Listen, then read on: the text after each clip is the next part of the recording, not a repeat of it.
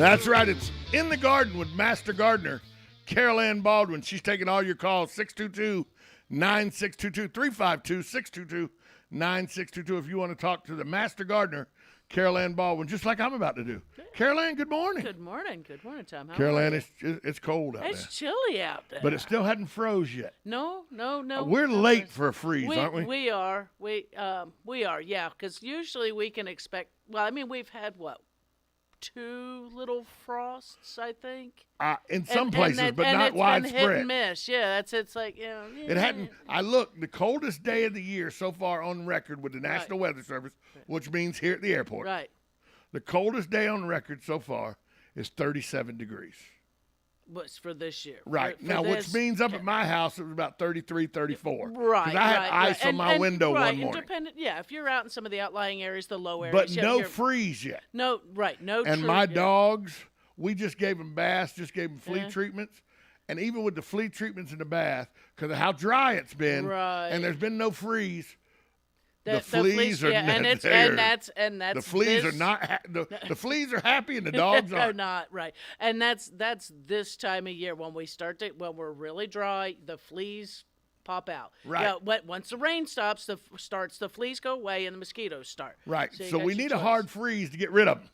Or yeah, I don't even think that really gets rid of them. It just kind of slows them down. Well, it makes fleas go dormant for a while. Right, they go. The hard that freeze. Settles down. It doesn't kill the larvae and everything, but it kills whatever fleas are alive. And especially if we get a little rain with that, it's helps just a we're lot. not getting. I guess we got a little bit of rain the other day. When? It gently rained, I think, at my house. Yeah, it didn't rain a bit it in the rained, north part I of think town. it rained in Bellevue and down there. North part of the we village, got nothing. Summerfield. We got nothing. Yeah. See, they got more than we did. I woke up. I did have a wet sidewalk. My car was wet more than heavy dew kind of thing. But, yeah, I didn't physically see it. But it's been a while since we're 11 days into January. We're in the middle of January, and we still haven't had a freeze. No, we haven't even got 32 degrees, 31 degrees. No, we haven't. There's not been need to cover tender plants, truly not any need to bring anything in, but it's still, we can't really get complacent on it. We still have that possibility. We still have that 6 good weeks of the possibility of, it's like 6 to 8 weeks. It could freeze in March, early March. It can. Our last expected frost date for Central Florida is the 15th of March. Right, Ides of March. Yeah, exactly. And we've had the March 13th storm. So we're talking literally 8 weeks. 8 weeks from now. Yeah, it is a possibility. I have sort of a lightweight almanac here, and so unfortunately, it doesn't list Florida as its own entity, which it is. It lists as southeast. It's southeast, right. Exactly. And so they really don't have much on mentioning with Florida for this month. Mostly what you're seeing is towards the end of the month is that we're still dry. And it's not because the country's not cold. No. It's 6 degrees in Chicago this morning for a high. They expect a 6-degree high in Chicago. And we know that the eastern seaboard and all the way cold. up is cold and snowy right now. They're very wet with the snow. We're still dry. The jet stream just hadn't dipped low enough. Right, we still have that high pressure system keeping us gorgeous, beautiful blue skies. High today is what, 65, 66. Yeah. Lows back down in the 40s. We're a little below seasonal, but that's a cold front. Right. So supposed to be back in the low 70s and low 50s by the weekend. Right. So this whole week is going to stay just there below season. Right, Yeah, and then right there Sunday it's supposed to change again where it goes a little below season again. And right. So we're experiencing winter now. I will say Yeah, you got on pants. We're experiencing winter. Plus I have a long sleeve shirt, a sweatshirt, and a fluffy vest. You do. It's cold out. I work outside. I'm in flip flops, a pair of basketball and shorts, and you've got a a t-shirt pair, with a fan blowing on me. Yeah. He's It's actually, this fan actually creates more of an airflow, which creates more chance for me to get better oxygen with my heart condition now. And you don't want to have to do any mouth to mouth or anything in here. So, CPR kind of thing. But no, next month it does mention the first part of February being brisk and unseasonably cold and freezing temperatures to Florida. So that may how just far be into how Florida? into Right. That could just stay. Yeah, we know Panhandle has had frost and freezes. Jacksonville, Lake Jacksonville, City. right up into that northern part. Perry, all that lower Georgia, lower Alabama area might be as far, but still that may still bring. Yeah, my us sister in down Callahan. some.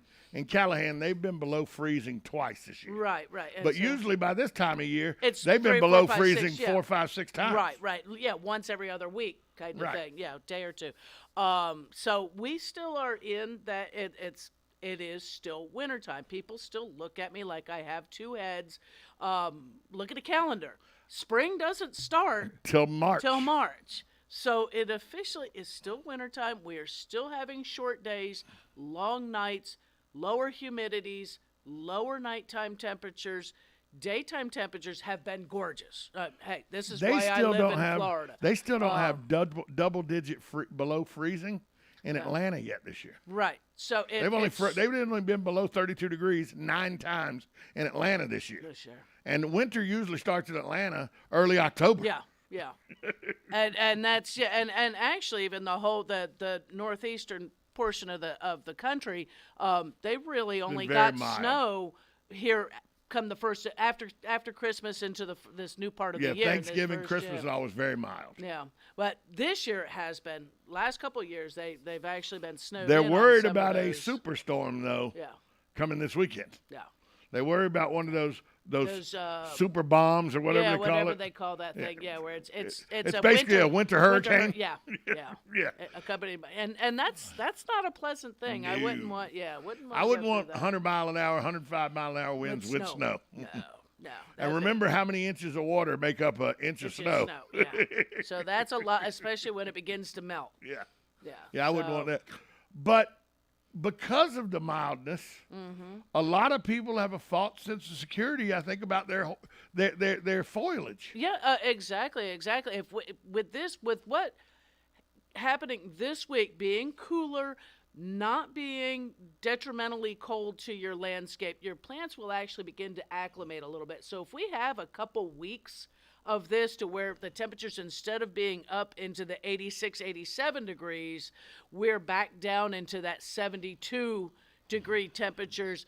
Should we, if that can last for a few weeks, should we get a serious cold come February, less things will be damaged because they will have settled back down. They will have gone back into that dormancy. I will tell you this. They will have mellowed out a little bit and calm down. My guy comes every 2 weeks now to cut the grass. He came last Monday a week ago, and he mowed. Yeah. Friday or Saturday, I was like, man, if he's not coming this Monday, if this weather stays this way, when he comes back a week from now, it's going to be ridiculous. I was out there this morning. You hadn't seen any new. It looks just the way it did Friday. So, right. Because it's cooled off now. So the grass is because it jumped last week, and we're not getting rain. Well, we had gotten some, and it was 82 degrees. Smidge of rain and things. Yeah, things too. But it's not like what happens in April, May. No. Through that. Where 3 days later, it looks like he needs to come back out and cut. Right. So it's just one of those things that take it easy on doing anything and actually just looking through. Yeah, everybody loves an almanac, even though this one's not quite as big and fancy. And the poor azaleas don't know what the hell's going on. No, that's true. The poor azaleas don't know what the hell's going on. But nowadays there's so many different varieties. There are some that do bloom right now. Mine aren't those, and they're blooming now. Yeah.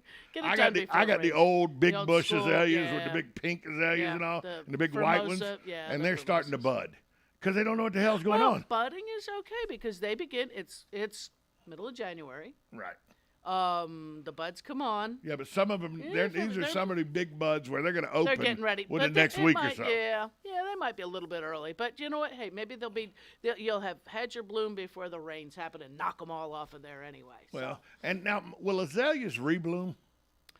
Only some varieties. That's what I thought. Yeah, only some varieties. But we usually we talk about waiting on doing, any pruning and things like that until we've had some cold weather. And going through the almanac again, and this one is, again, very generalized because it's not for Florida, but even the best days to do things kind of Saturdays and Sundays. Well, no, it's the days you're off usually. But looking into February, because they said, pruning trees. Okay, So first off, call it what it is. February. It is February. I do refer to Let's it call as it. that. Customers look at me funny going, did she say that right? Yeah, But yes, you it's said it right. February. You said it right. Is like the end of the month. And I don't know what's wrong with the 23rd and 24th of February, but it's the 21st and 22nd and 25th and 26th of February are four of your best days, two different ones, for pruning trees. Well, that means the 23rd and 24th is going to be bitterly cold, is what it means. It could be, or that. Yeah, it has to do with the moon signs, Right. usually, but why just 2 days in Just 2 between? days, I don't get it. And why the 27th and 28th wouldn't be good as well. But so we're still looking at the end of February, 1st of March to start pruning, to do that kind of stuff. Yeah, and that's not removing dead limbs. If you got your tree that's guy, cutting back. If you got your tree guy, you're gonna make a call because you saw some stuff last year that needs to come out, and you finally got him coming. Because you want to do it now while he's slow. Get that done. We're not talking about pruning live We're trees. not. Yeah, we're not. You're gonna wait till the azaleas bloom. Right. Before you prune those. But cut the dead out of any trees You can cut the have. dead out of anything, right? at any time, and the wild shoot that shoots up and is hanging over the sidewalk, or you see out here the hedges here. You can see they finally put about 4 inches of growth on since they pruned them. When was it?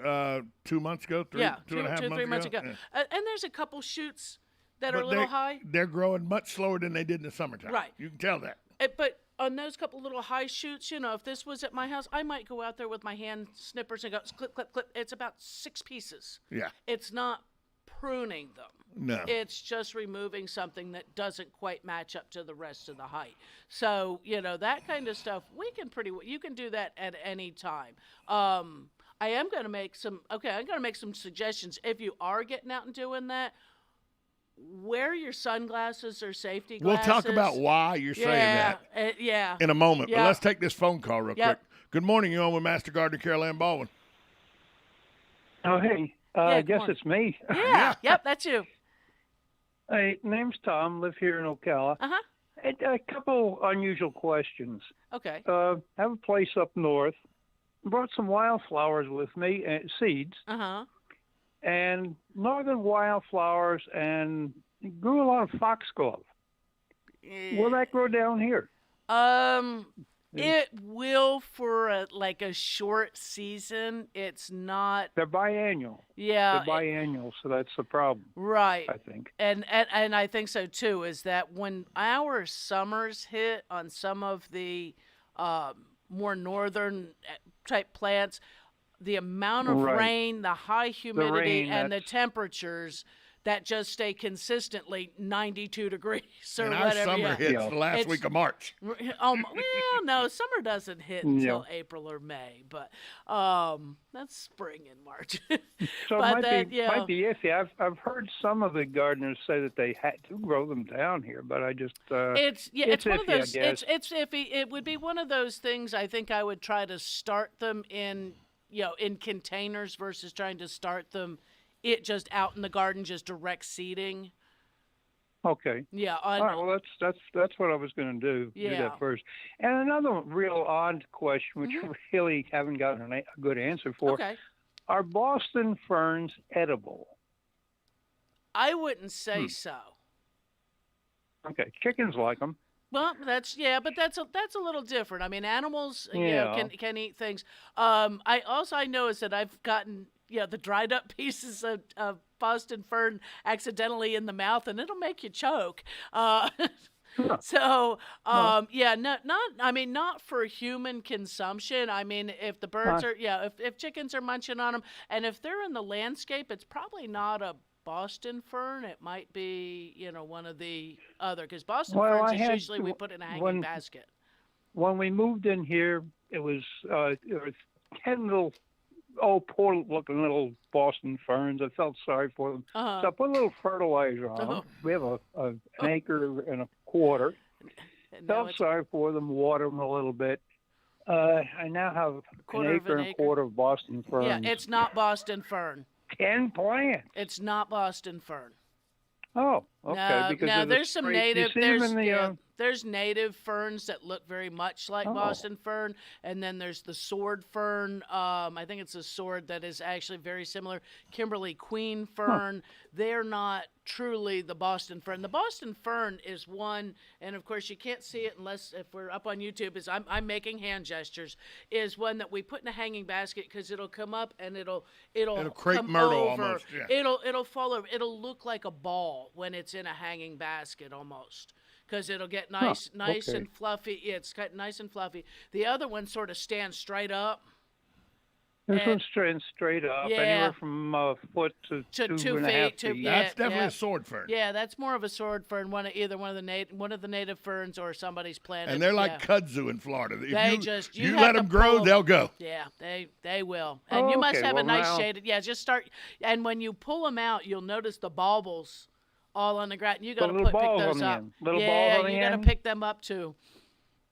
Because that's what'll keep them going. Finally, I've asked so many people, and so many people, I guess, obviously don't know. I know Bertie, Gertie, and Willie, the 3 geese, didn't want to eat them. Okay, yeah. I mean, if the chickens are going through, they're not going to spread them any. I mean, they may be picking off a grasshopper or something off of them. You never know. A little hidden insect. But yeah, if they're overtaken, chickens are. You know what else likes those balls? Pigs like those balls. Pigs. Okay, see, bring a pig in. Pigs will root them out. They'll dig them up themselves, just like kudzu. They think it's a delicacy. Oh my goodness! Hey, real quick, because I don't want to take up a lot of time. No this problem. is for Tom. Yeah. You mentioned something about AFib, your heart. Yep. What do they do to correct that? Well, they gave me a cardio version, which is they did a low-level shock to shock it back into sinus rhythm. 5 years ago, that was effective. They did it again 2.5 weeks ago. It lasted 4 days. So now we're back with the cardiovascular team trying to come up with a different plan. Look at it, cardio ablation or cardio ablation or pacemaker or what I'm hearing. AFib, Right. Well, lightning will do it also. I had an incident. Well, and I play. By the way, I play a lot of golf, so I'm out there where lightning can get me. Stick your golf cart in the air, your golf club up in the air. Yeah, golf club up in the air. And I tell people all the time, I'm too ornery to die early, so I could get struck by lightning, probably live to be 120. Well, give it a try. Anyhow, I'll leave you with this. I listened to that football game last night. It was quite interesting. That was a good one. It was a good game. Thank you for the call, Tom. Hey, Tom. Great name, by the way. Great name, by the way. I like the name. Yeah, very good. Very, very good. Very good one. Thanks for the call. Thanks for calling. Yep. Thanks so much. That's a good call. That was a good call. Very good call. Thanks for calling, Tom. And hope you're now a regular. If you have a place up north, I hope you're just maybe a new resident, new caller to the show. Appreciate it. But that sword fern, you're right. Yeah, it looks a lot like the Boston fern. It does. But it grows straight up. My mom she hated it. Oh, it would take over the yard, and she'd say Fern Day. And that meant, oh God, we're going to be out there pulling ferns out of the ground. Oh yeah, and I do it. I had where I'm living, it had a lot of ferns, and it had. When my daughter first moved in, she didn't have a mower or anything, and the way the yard was, you saw a lot of roots, a lot of rocks, so it was like, I'm not bringing a mower in here until I've walked the whole property. And I still keep a can of spray marking paint, and I walk the yard like a couple days before I'm going to mow, and I mark everything I don't want to run over. Right. And I did the whole yard with a string, with a weed whip. Mm-hmm. And it was 3 foot tall ferns, right? But I needed to get them down to see what was there, and so now I control them with the lawnmower. All of our ferns were out. We had a bamboo backyard. Ooh, that's where the bamboo was our privacy fence. Right. But that bamboo would grow out of control, and the ferns, because of the shade and everything, would grow out of control. So you would have to 3-4 times a year we'd go out there, fern bamboo day. Yeah. The bamboo's got to be the worst. Yeah, back-breaking. Yeah, because the ferns, because I have a really nice rock that I like, and the ferns like to grow up around in that area. So it's, I like a couple of them there, so I clean it out. What are the ferns that grow that you see? They're fern-like. I don't even know if they are ferns. Okay. But they're fern-like that you see grow in live oaks and stuff like that. Oh, the resurrection fern? Is that the resurrection that grows fern? like up on top, and right. you'll see them, they'll be dead. It's a parasite for the tree, right? It's not, because it'll grow on your roof, on the edge of the roof and things like that in shaded location. The one they call resurrection fern, you'll see, and this time of year it probably is just dried up. Yeah, it's brown and nasty. Brown. Wet it. It'll green right back up. It'll green right back up. And it takes over live oaks. You'll see it all over live oaks. You'll see it, but it's not hurting it. It is just living in the dirt and that debris. That's got in between the bark. Yeah, between the cracks. Yeah, that's why it lives on roofs. Okay. And that is just that little bit of dirt on the asphalt or on the fascia boards and things like that. How long has DeLeon Springs in that area been the fern capital of the world? I mean, I didn't even know that ferns were that big a deal. And then I moved here, and we're the fern capital of the world's about an hour away. Volusia County, part of Lake and Volusia County. I've lived in Florida since 1982. And it's always ferns everywhere. As far everywhere. as I know, they've always had the ferns. Who the hell wants ferns? It's in the floral industry. Is what they're grown for. Oh, it's for the florist. For florists, that's right. Ferns go in with baby breaths and everything. All the different floral arrangements, and probably 95% of it probably comes out of Florida. Yeah, because nobody I know wants ferns in their yard. They want them in hanging baskets. It depends. People like the foxtail ferns. There are some people that like the big macho ferns, the holly ferns that are they're definitely different. If you have a shaded area, it's hard to get something going there. I'm not a huge fan of ferns. I have the sword fern in the yard. That's the only one. I didn't plant them. Yeah, I don't like how they take. And I have, like you say, a potted one in a hanging basket, but that's a rabbit's foot fern, which is a lot of fun. More like the houseplant ferns, potted ferns. Some people like those big ones because I guess it gives a more natural look, but so's palmetto bushes, but I ain't growing any of them. Oh, see, now I like the saw palmettos and the little ones, but I don't have any because that's not what is native in my area. You know why I don't like them? Because they're palmetto bugs. Oh, palmetto bugs getting anything. I had the biggest palmetto bug you never did see in my house. I had a palmetto bug one day. Took almost up the back of my hand. This bugger was about that big. Yeah. He was scary. Yeah. And people say, "Oh, look at that big cockroach." Yeah, if it's that big, it's a palmetto. They're in the same family. Right. He doesn't want to be inside, but guess what? You're gonna die because I can't get you scooped and thrown out the door. No, you're gonna get stepped on, or my cat's gonna have fun with you. My cat loves palmetto bugs. I wish my cat would, but then they smell. She just slams them with her paws and everything. She doesn't chew on them or anything, and she does it out. She doesn't bring them in the house. Oh, okay. Yeah. We got to take a break. Okay. We come back more with Master Gardener Carolyn Baldwin. You're listening to In the Garden on Ocala Talks, 1370 AM, 96.3 FM, WOCA, The Source.